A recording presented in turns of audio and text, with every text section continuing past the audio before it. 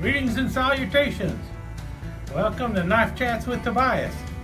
At the same time that I was picking up this Red Hill Cutlery Moonshine Barlow, I was also picking up the Red Hill Cutlery Bonfire Farmhand. This is Bonfire Bone Farmhand. We'll talk about that in a second. Just a little bit of an update on the Moonshine Barlow.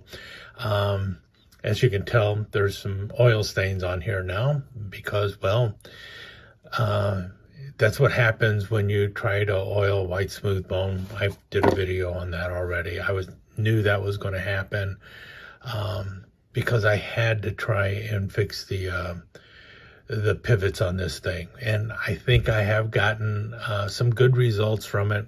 I ended up having to flush this thing out using a hydrosonic cleaner and everything else. I did not get a lot of crud out of the knife, but I got some crud out of it, and then a lot of it was oiling.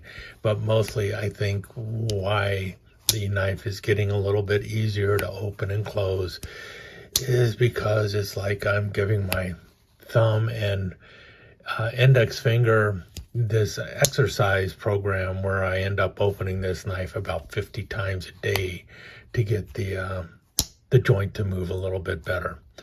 So it is working its way in. It is getting easier to open, but at a cost. And that's unfortunate. Like I said, the big problem I have with that isn't so much that you can fix it. It's that the knife comes to you like that. And that should not happen. The knife should be workable to a decent degree from the factory, especially if you're going to number it. So 1 of 50, and out of 50, you couldn't find 50 knives that were properly opening and closing to begin with, you know. Any case, like I said, part of that's on Red Hill Cutlery, but also a good chunk of it is on Bear & Son. They really need to step up that part of it. Now, let's move on to the other knife that I picked up at the same time as the Moonshine. This is the Red Hill Cutlery exclusive as well. I think it is 1 of 50, and this is in the Bonfire bone, and it's the Farmhand. Now, for those who are unfamiliar with the Farmhand, this is what it looks like. And if it looks somewhat similar to a case Sodbuster, there's a reason. This is the Bear & Son's answer to the case Sodbuster. Now, I could have sworn at one time the Farmhand was much closer to what you see in a case Sodbuster, in that instead of using torque screws, it was pinned together. I believe they had them in Delrin. This one is in a torched bone. It's a natural white smooth bone that has been torched. Well, that's because it's called, you know, Bonfire bone. But as you can see, torque screws everywhere. And also it has a pocket clip on the back. So apparently Bear & Son decided to move a little further away from the classic Sodbuster and do some modern touches to it. At first I wasn't going to pick it up, but it does have a lockback, which a lot of people do like. And I really was kind of intrigued by the bone here. You know, I like the way it looked. And also I like the little etch that you have there. See that is the Bonfire. That's what they're using as a shield into the bone. So that is engraved into the bone or laser cut into the bone. And quite frankly, I was really happy with this knife when it first showed up. And even today, I'm still happy with it. The only negative thing I have to say about it is what a lot of people will consider a positive thing. And that is the pocket clip. We'll talk about that in just a second. As you notice, it is all torque screws. Can you take it apart? Maybe you can. I don't know. I haven't tried. What I do know is you have a very smooth moving blade here. Blade alignment is not what I would consider perfect. And as you can see, you can move it a little bit.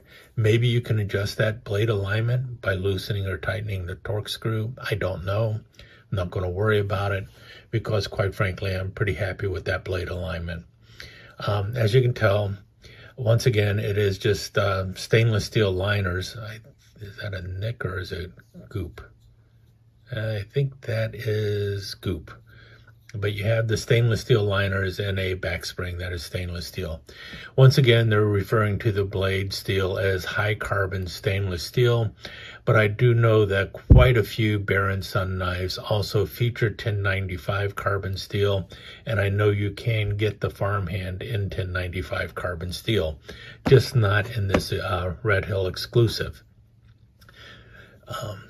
As you can see, blade opens really well. It's got that classic Skinner blade that you find on a Sodbuster. Now, this is about the size of a Sodbuster Junior. This is the Sodbuster Junior by Case. Let's close it up. You can see here. Size-wise, it is about the same. Let's open up the blade here. Let me go grab my other Case Sodbuster because, well, this blade has been used a little bit, so definitely not, well, actually it's good enough. It hasn't gotten any shorter. So the length of the blade is about the same as what you'd have in a regular Sodbuster Junior. But what you have is the lock back, which I do like, and this blade, you know, the lock is good. It's a solid lock. You have to close it yourself, obviously. Smooth action. You do see that there is a little tension on the back spring here to keep the blade closed, which is what I was expecting. And so everything about this knife is really well made, I think. If you can look down in there, you might be able to see it if I get the light just right. I will take a picture of it. But there is a lock bar down there. So there's a lock bar that is preventing the blade from hitting the back spring. So when you drop it down, you cannot push the blade any further down. It is solid because it is hitting a lock bar. Another feature of modern knives. What I'm talking about is, here's the Case Sodbuster Junior. Notice how the blade can bounce, and that's because the kick is resting on the back spring, and that is what is preventing blade wrap. They're not doing that with this knife. There's an actual lock bar preventing the blade from hitting the back spring. A lot of people really like that. I don't have a problem with it, tell you the truth. And the knife feels good in my hand. I'm left-handed, so I'm getting, I feel the pocket clip right there.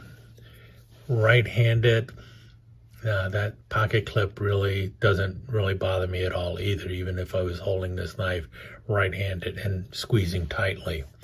But what I do have a problem with the pocket clip is it cannot be removed.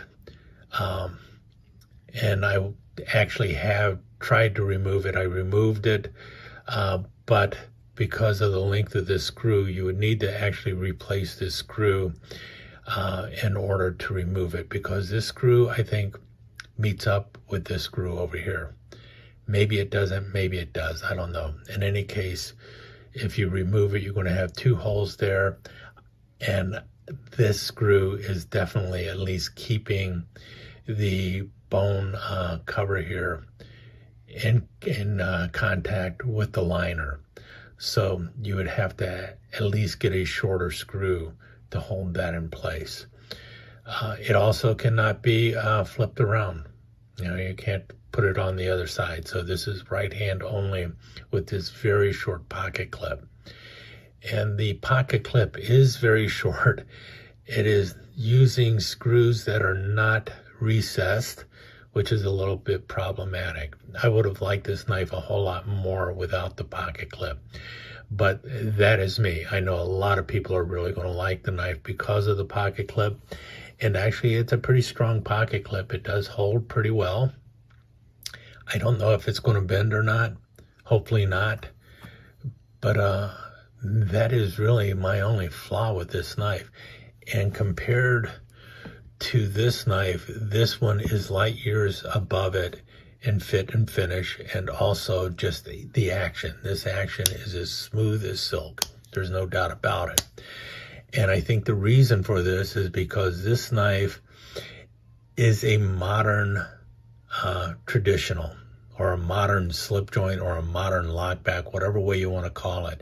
You see all the features of a modern knife on this one. It has the pocket clip.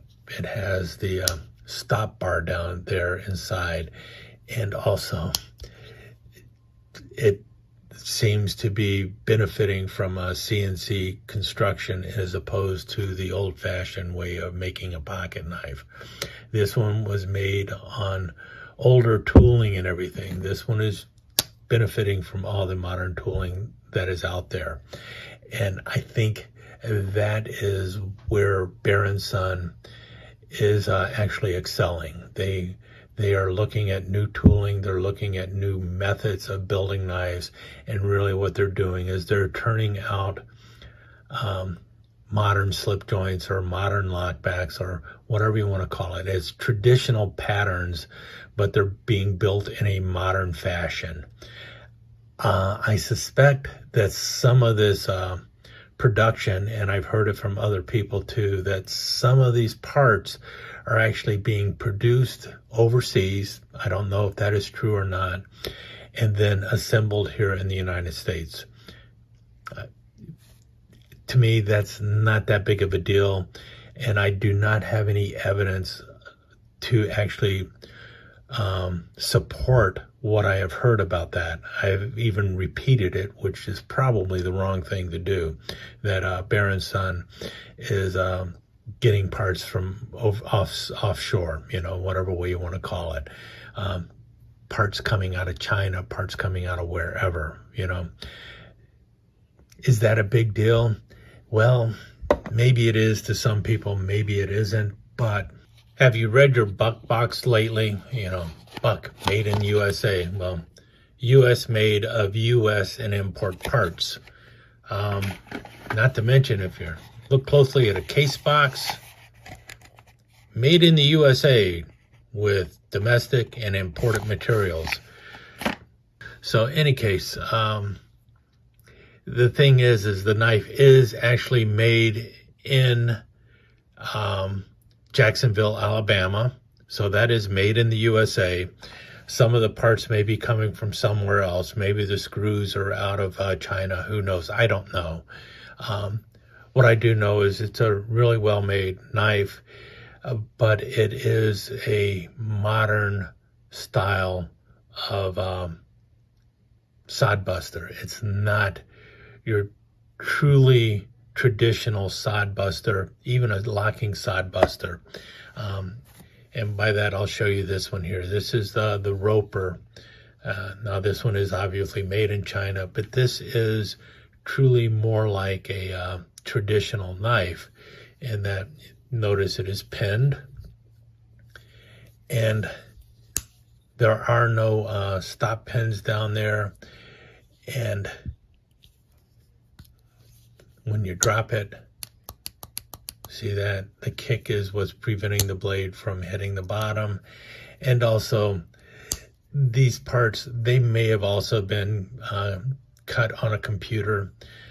Don't know for certain, but there's more hand building to this knife than you have on this knife. This knife could actually be assembled by a computer. I mean, somebody else could be torquing, a computer could be torquing all this down and everything. I don't know. In any case, it is a really well-made knife, and I do like it. And if that's the direction that Bear & Son is going with their pocket knives, it might be a good move, because they have been fiddling around with the old style of building traditional slip joints, and their improvement has not been as much as I would like to see. So if this is the way they're going to go in order to make a modern slip joint, maybe that's what they need to do. in order to compete. And to be honest with you, I have a sneaking suspicion you're going to see Case also going into the world of modern slip joints and doing similar to what Bear & Son is doing. Okay, with that said, I guess I'll let you go, and I'll talk to you again soon.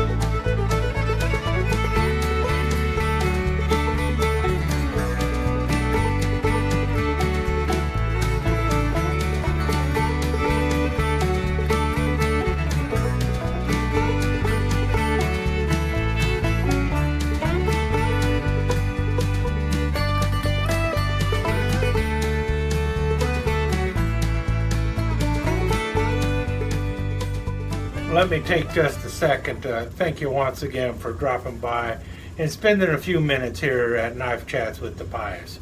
I really do appreciate it, and I do appreciate any comments that you leave. So please remember to give me that thumbs up, and also don't forget to subscribe and ring that notification bell so you'll know when the next episode is up and running. Thanks again for dropping by. Really do appreciate your time here.